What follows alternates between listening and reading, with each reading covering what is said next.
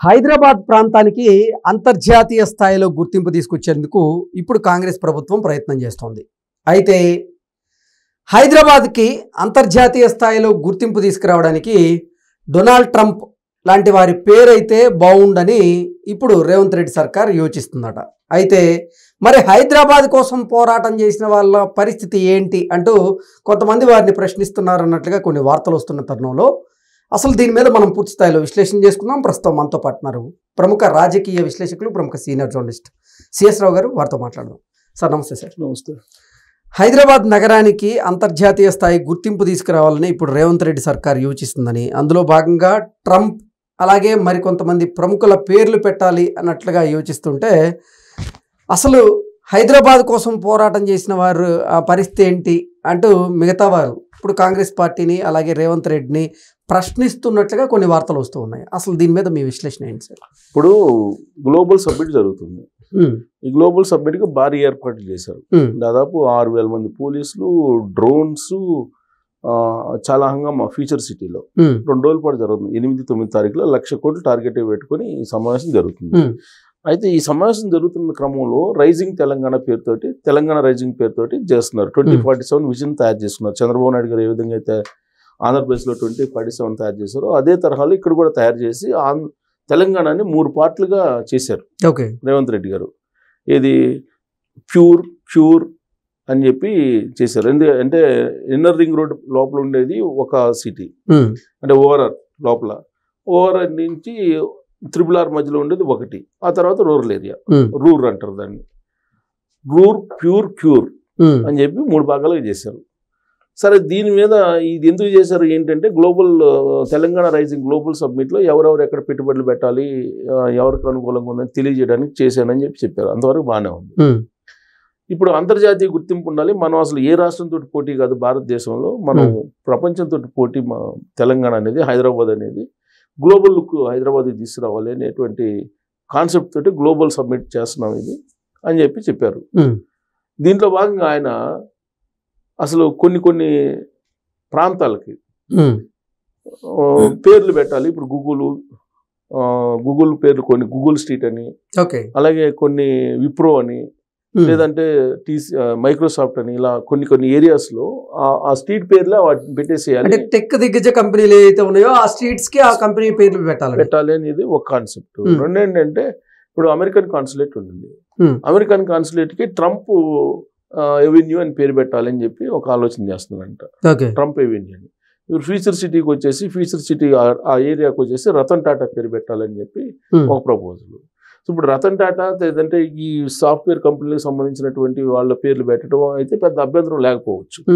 Trump avenue అని పేరు పెడతానంటాడు ఇక్కడ తెలంగాణ ముఖ్యమంత్రి రేవంత్ రెడ్డి గారు. ట్రంప్ ఎవెన్యూ అంటే ట్రంప్ పర్మనెంట్ కాదు కదా, అమెరికా అధ్యక్షుడిగా ట్రంప్ పోనీ ఆయన ఏమైనా మంచి పరిపాలన చేస్తున్నారంటే ప్రపంచవ్యాప్తంగా వ్యతిరేకిస్తున్నారు ఆయన్ని.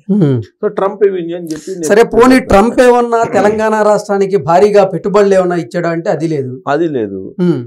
కరెక్ట్ ఈ పాయింట్ దగ్గరే అటు బీజేపీ వాళ్ళు, బీఆర్ఎస్ పార్టీ వాళ్ళు వ్యతిరేకిస్తున్నారు. పైగా బీజేపీ వాళ్ళు ఏమంటారు, ఇప్పుడు బండి సంజయ్ గారు కేంద్ర హోంశాఖ సహాయ మంత్రి ఆయన ఏమంటున్నారు, నువ్వు పేర్లు పెట్టింది ట్రంప్ అవి కాదు, ముందు అసలు హైదరాబాద్ని పేరే మార్చేసి భాగ్యనగర్ కింద పెట్టు, భాగ్యనగర్ అని పేరు పెట్టి హైదరాబాద్ అయింది, భాగ్యనగర్ అని పెట్టు, ముందు అది మార్చు, తర్వాత మిగతా మార్చుకుంది కానీ అని చెప్పి ఈయన అంటున్నాడు.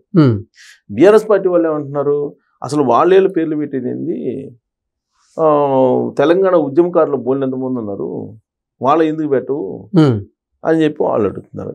అసలు విషయం ఏంటంటే, ఇక్కడ తెలంగాణ ఉద్యమకారులు ఉన్నారు, అమరవీరులు ఉన్నారు, అనేక మంది ఉన్నారు, వాళ్ళేం పట్టించుకోవట్లా. ప్లస్ ఇంకోటి విచిత్రం ఏంటంటే, ఈ మధ్యకాలంలో మనం చూస్తే బాలసుబ్రహ్మణ్యం గారు విగ్రహం పెట్టడానికి ప్రయత్నం చేస్తే వాళ్ళందరూ పోయి వ్యతిరేకించారు బాలసుబ్రహ్మణ్యం గారిని. వ్యతిరేకించారు. పృథ్వీరాజ్ కాదు, అనేక మంది వ్యతిరేకించారు, చాలా మంది వ్యతిరేకించారు. అసలు ఆంధ్ర వాళ్ళు విగ్రహాలు ఇక్కడ ఎందుకు పెడతారు? ఇవాళ హైదరాబాద్ కానీ తెలంగాణ కానీ ఈ విధంగా ఉండటానికి కారణం ఎవరంటే చంద్రబాబు నాయుడు గారని అందరూ చెప్తారు. అసలు కళలకు ప్రాంతీయ హద్దులు ఉంటాయంటారా? అసలు ఉండు, కళాకారులకి ఉండదు, రచయితలు కళాకారులు వీళ్ళకి ఉండవు. కానీ ప్రాంతీయవాదాన్ని, ఇంకా అయిపోయినటువంటి దాన్ని, ప్రాంతీయవాదాన్ని ఇప్పటికి కూడా దాన్ని ఆ విధమైనటువంటి అభిప్రాయాన్ని నాటారు. ఇప్పుడు ఆ రోజు ఏమని చెప్పారు, భౌగోళికంగా విడిపోదాం, అన్నదమ్ములాగా కలిసి ఉందాం అని చెప్పేశారు. ఎగ్జాక్ట్లీ. ఇప్పుడు ఎక్కడో ఉన్నటువంటి ట్రంప్ స్ట్రీట్ పేరు పెడతానని చెప్తే ఒప్పుకుంటున్నారు, కానీ ఎవరు ధర్నాలు చేయలేదుగా. ఎగ్జాక్ట్లీ. కానీ బాలసుబ్రహ్మణ్యం గారి విగ్రహం పెడతానంటే ధర్నాలు చేస్తున్నారు. ఎన్టీ రామారావు గారి విగ్రహం పెడితే అక్కడ కళ్యాణ్ నగర్లో అది తీసేయించారు. అప్పుడు ఇప్పుడు రేవంత్ రెడ్డి గారు ఎన్టీ రామారావు గారి విగ్రహాన్ని అక్కడ పెడతానంటున్నారు. ఎక్కడ మైత్రివనం దగ్గర పెడతాను, ఎవరు వస్తారో రండి, ఎవరు వ్యతిరేకిస్తారు, వ్యతిరేకించే వాళ్ళు దుర్మార్గులు అని అన్నారు. మొన్న యూనివర్సిటీ పేరు మార్చేశారు. ఎన్జీ రంగా యూనివర్సిటీ ఉందా? ఎన్జీ రంగా కన్నా గొప్ప వాళ్ళు ఉన్నారా? ఎన్జీ రంగా యూనివర్సిటీ పేరు ఎన్జీ రంగాని తీసేశారు. తర్వాత ఈ ఆంధ్రప్రదేశ్కి సంబంధించిన బ్రహ్మానంద స్టేడియం ఉంది. ఇవన్నీ పేర్లు ఒక్కొక్కటి మార్చుకుంటూ వచ్చేస్తున్నారు. ఇప్పుడు మన తెలుగువాడు పక్కవాడు ప్లస్ ఈ రాష్ట్రానికి ఎంతో కొంత ఉపయోగపడినటువంటి వాళ్ళు, ఈ రాష్ట్రాన్ని బాగున్నటువంటి వాళ్ళు, ఈ రాష్ట్రం కోసం తమ మేధో సంపత్తిని ఇక్కడ పెట్టినటువంటి వాళ్ళు వీళ్ళనేమో వ్యతిరేకిస్తున్నారు. ఎక్కడెక్కడో తీసుకొచ్చి ఇక్కడ వాళ్ళ పేర్లు పెట్టుకోవడానికి ఇష్టపడుతున్నారు. మరి ఎస్పీ బాలసుబ్రహ్మణ్యం గారి విగ్రహ ఏర్పాటుని అడ్డుకున్నటువంటి సో కాల్డ్ ఉద్యమకారులు ఎవరైతే ఉన్నారో వారు ఇప్పుడు డొనాల్డ్ ట్రంప్ విషయంలో ఎందుకు మరి అడ్డు చెప్పడం? డొనాల్డ్ ట్రంప్ కానీ రతన్ టాటా కానీ లేదంటే ఆ స్ట్రీట్ల పేర్లు పెట్టుకో కంపెనీ పేర్లు పెడతానంటారు. ఆ కంపెనీలు పర్మనెంటా? కంపెనీలు ఎన్ని రోజులు ఉంటాయి? కంపెనీలు పర్మనెంట్ కదా. ఎంత పెద్ద సత్యం కంప్యూటర్స్ బోర్డు తిప్పేసి వెళ్ళిపోయింది రాత్రి కదా. వాసవి ఇది ఏమవుతుంది, ఇప్పుడు ధర్నాలు చేస్తున్నారు వాసవిది. అవును. సో కంపెనీలు ఇప్పుడు పర్మనెంట్ కాదు కదా, కొన్ని రోజులు ఉంటే తర్వాత మళ్ళీ పోతాయి. ఇప్పుడు రిలయన్స్ ఉంది, రిలయన్స్ అనిల్ అంబానీ పరిస్థితి ఏంటి చూస్తున్నాం కదా మనం. మరి ఆ కంపెనీల పేర్లు పెడతానంటారు. ఎవరైతే ఇక్కడ హైదరాబాద్కి కానీ తెలంగాణకి కానీ ఉపయోగపడ్డారో వాళ్ళ పేర్లు పెట్టుకోవాలి. చంద్రబాబు నాయుడు గారు ఉన్నారు. చంద్రబాబు నాయుడు గారు అద్భుతంగా అభివృద్ధి చేశారు 2020 విజన్ తోటి అని చెప్పి తెలంగాణ ముఖ్యమంత్రి రేవంత్ రెడ్డి గారు చెప్తున్నారు. కేటీఆర్ గారు చెప్తున్నారు. అభివృద్ధి విషయంలో చంద్రబాబు నాయుడు గారు, కోమటిరెడ్డి వెంకటరెడ్డి గారు చెప్తున్నారు. ఇవాళ ఇన్విటేషన్ కూడా ఇచ్చారు గ్లోబల్ సబ్మిట్ కి. ఆయన కూడా విశేష చెప్పారు. చంద్రబాబు నాయుడు గారు విశేష చెప్పారు. మరి ఇంత చేస్తే మరి ఇప్పుడు తెలుగు వాళ్ళ పేర్లు యాక్సెప్ట్ చేయట్లా. చిత్రమైన పరిణామం. తెలుగు తల్లి ఫ్లైఓవర్ పేరే మార్చి తెలంగాణ తల్లి వేరు, తెలుగు తల్లి వేరు, ఆంధ్ర తల్లి వేరు అన్నట్టుగా వాళ్ళు మాట్లాడుతున్నారు.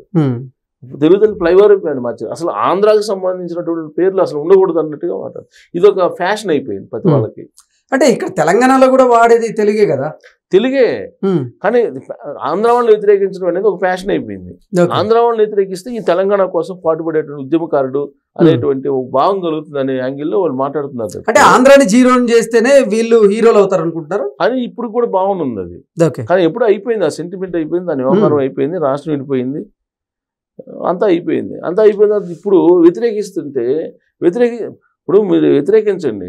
ఎవరిని వ్యతిరేకిస్తారు? విదేశస్తులను వ్యతిరేకించండి, ఇతర రాష్ట్రాలను వ్యతిరేకించండి. ఇప్పుడు సోనియా గాంధీ గారి విగ్రహం పెట్టుకుంటారంటే యాక్సెప్టెన్సీ ఉంది. ఎన్టీ రామారావు గారి విగ్రహం పెట్టారంటే లేదు.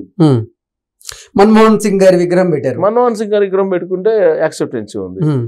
కానీ ఆంధ్ర వాళ్ళకి సంబంధించినటువంటి అంటే తెలుగు వారి కోసం కృషి చేసిన వారు, ఆర్ఎస్ఎస్ పాటుపడిన వాళ్ళ విగ్రహాలు పెట్టడానికి అయితే ఇక్కడ ఛాన్స్ లేదు. అదేంటి మరి? ఇప్పుడు ఎవరు అవుననుకున్నా కాదనుకున్నా ఆంధ్ర వాళ్ళ శ్రమ అయితే ఉంది కదా అభివృద్ధిలో. ఇక్కడ దోచుకున్నారు అని చెప్పి అంటున్నారు.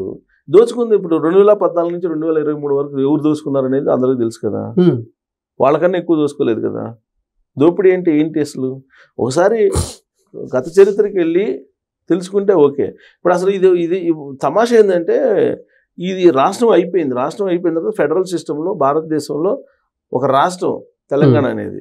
ఇప్పుడు ఇక్కడ నుంచి తెలంగాణ ప్రజలు వెళ్ళి ఉద్యోగాలు చేసుకోవట్లేదా? ఢిల్లీలో, అమెరికాలో ఉన్న వాళ్ళు అమెరికాలో లేరా? లేదు రాజస్థాన్లో లేరా? ఎక్కడ లేరు? అన్ని చోట్లకి వెళ్తున్నారు. మరి తెలంగాణ పౌరులు అన్ని చోట్లకి వెళ్తున్నప్పుడు మిగతా వాళ్ళు కూడా ఇక్కడికి వస్తారు కదా.